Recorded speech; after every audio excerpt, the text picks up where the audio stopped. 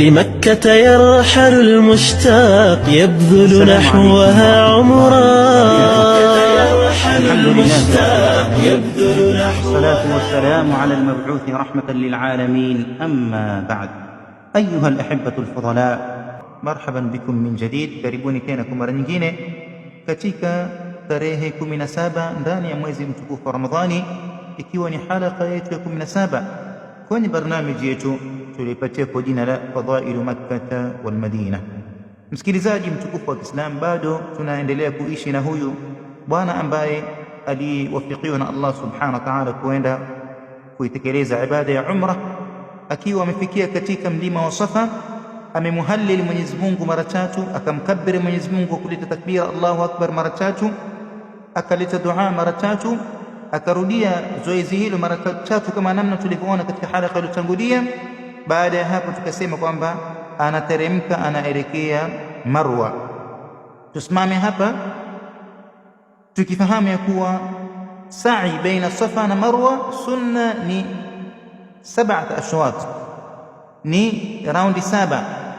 Bimaana unaanza na Safa, ukitoka Safa kuenda Marwa inahesabika ni 1, ukitoka Marwa kurudi Safa ni ya 2, ukienda tena Marwa ni ya 3, ukirudi Safa ni ya 4, ukienda Marwa ni ya 5, ukirudi Safa ni ya 6, ukienda Marwa utakuwa ni ya 7, na hatimaye utakuwa umemaliza zoezi hili la as-sa'i baina as-Safa wal Marwa. Kwanza. Pili, dua zenye kusoma katika hili zoezi baina Safa na Marwa, hakuna dua maalum, ni yoyote ile ambayo kwamba utakayokuwafikiwa kuisoma kutokana na dhikr na qiraati al-Qur'an na kumswalia Mtume sallallahu alaihi wasallam, ile ambayo kwamba utaweza wewe, ila tu ni sunna wakati unaelekea Safa ama unaelekea Marwa, ukifika katikati utaona imewekwa taa green. Ni sunna baina ya ile taa green ile katikati, kwenye taa green ile kwa wanaume ni sunna wakimbie mpaka wakivuka ile taa, ndio wakamilishe mwendo wao kwa mwendo wa kawaida. Haya ni kwa mwanamume, au mwanamke anatembea kawaida tu. Jambo lingine, anapoelekea Marwa, akifika juu ya mlima wa Marwa, anaelekea moja kwa moja mpaka anaelekea qibla, anaitizama al-Kaaba, anafanya kama namna alivyofanya katika Safa. Analeta la ilaha illa Allah wahdahu la sharika lah mara 3 kama namna tulivyotangulia katika halaka iliyotangulia.